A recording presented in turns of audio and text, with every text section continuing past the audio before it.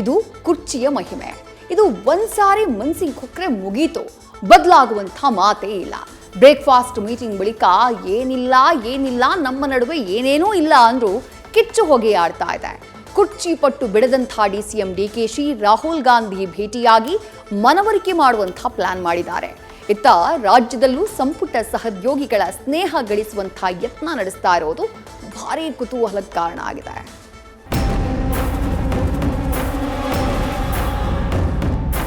ನಾನು ಸತೀಶ್ ಸೇರಿದ್ದೀವಿ ಎಲ್ಲೋ ರಾತ್ರಿ ಏನು ನಮ್ಮ ವೈರಿಗಳ ಥರ ಲೆಕ್ಕ ಆಗ್ತಾ ಇದ್ದೀರಲ್ಲ ನೀವು.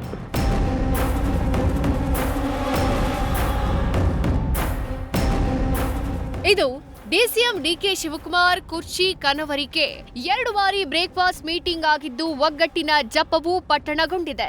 ಸದ್ಯ ಎಲ್ಲವೂ ಶಾಂತವಾಗಿದೆ ಅನಿಸಿದ್ರು ಕುರ್ಚಿ ಕಿಚ್ಚು ಮಾತ್ರ ಬೂದಿ ಮುಚ್ಚಿದ ಕೆಂಡ.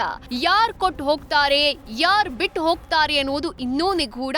ಕುರ್ಚಿ ಕದನ ತೆರೆಮರೆಯಲ್ಲಿ ಕಸರತ್ತು ತೋರಿಸ್ತಿದೆ.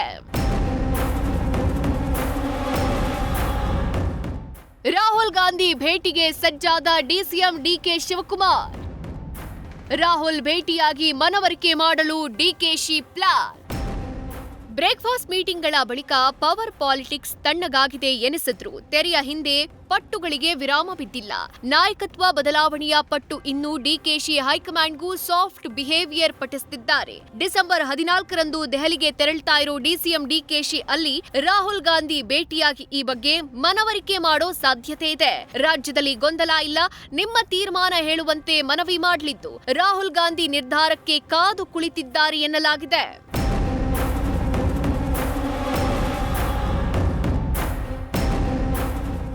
ಸಂಪುಟ ಸಹೋದ್ಯೋಗಿಗಳ ಬಗ್ಗೆ ಸಾಫ್ಟ್ ಕಾರ್ನರ್. ತಡರಾತ್ರಿ ಡಿಕೆಶಿ ಸಾಹುಕಾರ್ ಭೇಟಿ ಕುತೂಹಲ. ಇತ ರಾಜ್ಯದಲ್ಲಿ ಸಂಪುಟ ಸಹೋದ್ಯೋಗಿಗಳ ಜೊತೆಗೂ ಡಿಸಿಎಂ ಸಾಫ್ಟ್ ಕಾರ್ನರ್ ತೋರಿಸುತ್ತಿದ್ದಾರೆ. ನಿನ್ನೆ ತಡರಾತ್ರಿ ರಹಸ್ಯ ಸ್ಥಳದಲ್ಲಿ ಸಚಿವ ಸತೀಶ್ ಜಾರಕಿಹೊಳಿ ಭೇಟಿ ಮಾಡಿ ಸುಮಾರು 40 ನಿಮಿಷಗಳ ಕಾಲ ಚರ್ಚೆ ನಡೆಸಿದ್ದಾರೆ. ಇತ್ತೀಚೆಗಷ್ಟೇ ಸತೀಶ್ ಜಾರಕಿಹೊಳಿ ಭೇಟಿ ಮಾಡಿ ಬೆಂಬಲ ಕೋರಿದ್ದ ಡಿಸಿಎಂ ಡಿಕೆಶಿ ಈಗ ಮತ್ತೊಮ್ಮೆ ಸತೀಶ್ ಜಾರಕಿಹೊಳಿ ಜೊತೆ ಸೀಕ್ರೆಟ್ ಮಾತುಕತೆ ನಡೆಸಿರೋದು ತೀವ್ರ ಕುತೂಹಲಕ್ಕೆ ಕಾರಣ ಆಗಿದೆ. ಸಾಹುಕಾರ್ ಭೇಟಿಯಾಗಿದ್ದು ನಿಜ ಎಂದ ಡಿಕೆಶಿ. ಸಚಿವ ಸತೀಶ್ ಜಾರಕಿಹೊಳಿ ಜೊತೆ ಸೀಕ್ರೆಟ್ ಮೀಟಿಂಗ್ ನಿಜ ಅಂತ ಡಿಸಿಎಂ ಡಿಕೆಶಿ ಪ್ರತಿಕ್ರಿಯಿಸಿದ್ದಾರೆ. ನಾವಿಬ್ರು ಕೊಲೀಗ್ಸ್, ಆಗಾಗ ಭೇಟಿ ಆಗ್ತಾ ಇರ್ತೀವಿ, ಮದುವೆಯಲ್ಲಿ ಸೇರಿದ್ವಿ, ನಮ್ಮನ್ನ ವೈರಿಗಳ ರೀತಿ ಲೆಕ್ಕ ಹಾಕ್ಬೇಡಿ. ರಾಜಕಾರಣದಲ್ಲೂ ಬಾಂಧವ್ಯ, ನೆಂಟಸ್ತನ, ಸ್ನೇಹ ಎಲ್ಲ ಇರುತ್ತೆ ಎಂದ್ರು. ನಾನು ಸತೀಶ್ ಸೇರಿದ್ದೀವಿ ಎಲ್ಲೋ ರಾತ್ರಿ ಯಾವುದೋ ಒಂದು ಮದುವೆಯಲ್ಲಿ ನಾವೆಲ್ಲ ಸೇರಿಕೊಂಡು ಕೆಲವು ವಿಚಾರಗಳು ರಾಜ್ಯದ ಪಕ್ಷದ ವಿಚಾರ ಮಾತಾಡ್ತಾ ಇರ್ತೀವಿ. We all are colleagues. ಏನು ನಮ್ಮ ವೈರಿಗಳ ಥರ ಲೆಕ್ಕ ಆಗ್ತಾ ಇದ್ದೀರಲ್ಲ ನೀವು. ಏನು ಕೂತಿಲ್ಲ, ಏನಿಲ್ಲ. ಪಾಲಿಟಿಕ್ಸಲ್ಲಿ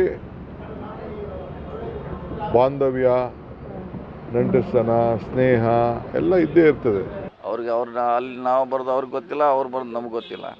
ಮದುವೆ ಸಂದರ್ಭ ಬಂದಾಗ ಸಹಜವಾಗಿ ಅಧ್ಯಕ್ಷರು ಅವರು ಮಾತಾಡುತ್ತ ಸಂದರ್ಭ ಮಾತಾಡಿದ್ರು ಅಷ್ಟೇ, ಬೇರೆ ಏನಿಲ್ಲ.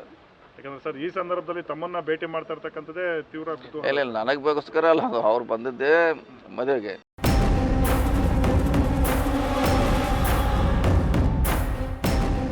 ಡಿಸಿಎಂ ಡಿಕೆಶಿ ಭೇಟಿಯಾಗಿ ಪ್ರಿಯಾಂಕ್ ಖರ್ಗೆ ಮಾತುಕತೆ. ಇತ್ತ 2ನೇ ಬಾರಿಗೆ ಡಿಸಿಎಂ ಡಿಕೆ ಶಿವಕುಮಾರ್ನ ಭೇಟಿಯಾಗಿ ಸಚಿವ ಪ್ರಿಯಾಂಕ್ ಖರ್ಗೆ ಚಿಂತನ ಮಂಥನ ನಡೆಸಿದ್ದಾರೆ. ಕಳೆದ 2 ವಾರದಲ್ಲಿ ಸಚಿವ ಪ್ರಿಯಾಂಕ್ ಖರ್ಗೆ 3ನೇ ಬಾರಿಗೆ ಡಿಕೆಶಿ ಭೇಟಿಯಾಗಿದ್ದು ಕೌತುಕ ಹೆಚ್ಚಿಸಿದೆ. ನಾಯಕತ್ವ ಬದಲಾವಣೆ ವಿಚಾರಕ್ಕೆ ದೆಹಲಿಯಲ್ಲಿ ಸಂಚಾರ ಮಾಡಿ ಬಂದ ಪ್ರಿಯಾಂಕ್ ಖರ್ಗೆ ಸಂದೇಶಕಾರ ಪಾರಿವಾಳದಂತೆ ರಾಜ್ಯದಲ್ಲೂ ಸಮನ್ವಯಕಾರರಾಗಿ ಕೆಲಸ ಮಾಡ್ತಿರುವಂತೆ ಕಾಣಿಸುತ್ತಿದೆ.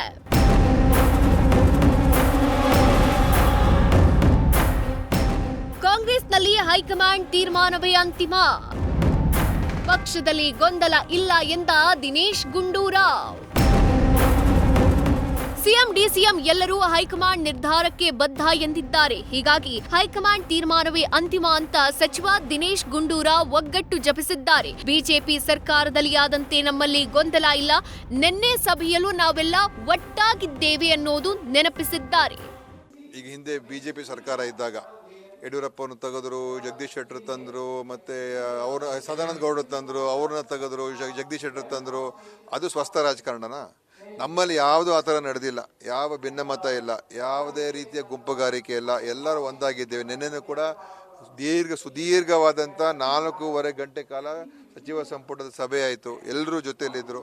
ಮತ್ತು ಎಲ್ಲಿ ಇವತ್ತು ಪ್ರಶ್ನೆ ಎಲ್ಲಿದೆ? ಸುಮ್ಮನೆ ಅವ್ರಿಗೆ ವಿರೋಧ ಪಕ್ಷದವ್ರಿಗೆ ಬೇರೆ ಇನ್ನೇನಿಲ್ಲ, ಹೇಗಾದರೂ ಮಾಡಿ ನಾವು ಎಲ್ಲದರಲ್ಲೂ ಸ್ಪಂದನೆ ಮಾಡ್ತಾ ಇರೋದು ಸರ್ಕಾರ ನಮ್ಮದು. ರೈತರ ಪರವಾಗಿರ್ಬೋದು, ಮಹಿಳೆಯರ ಪರ ಎಲ್ಲರ ಸ್ಪಂದನೆ ಆಗ್ತಾ ಇದೆ. ಇವತ್ತು ನಾವು ಆ ಕೆಲಸ ಮಾಡ್ತಾ ಇದ್ದೀವಿ. ಇಲ್ಲಿ ನಮ್ಮ ಫೇಲಿಯರ್ ಏನು? ನಮ್ಮ ಸರ್ಕಾರದ್ದು ಯಾವುದ್ರಲ್ಲಿ ನಾವು ಫೇಲಿಯರ್ ಆಗಿದ್ದೀವಿ? ಯಾವುದ್ರಲ್ಲಿ ನಾವು ಸ್ಪಂದನೆ ಮಾಡಿಲ್ಲ? ನಮ್ಮ ಸರ್ಕಾರ ಎಲ್ಲ ಜವಾಬ್ದಾರಿತ್ವ ಕೆಲಸ ಮಾಡ್ತಾ ಇದೆ. ಅದಕ್ಕೆ ಸ್ವಾಸ್ಥ್ಯದ ಸರ್ಕಾರ ಇವತ್ತು ಎಲ್ಲಾದರೂ ಇದೆ ಅಂತ ಹೇಳಿದ್ರೆ ನಮ್ಮ ಕರ್ನಾಟಕ ರಾಜ್ಯದಲ್ಲಿ ಇದೆ ಅಂತ ಹೇಳ್ಬೋದು.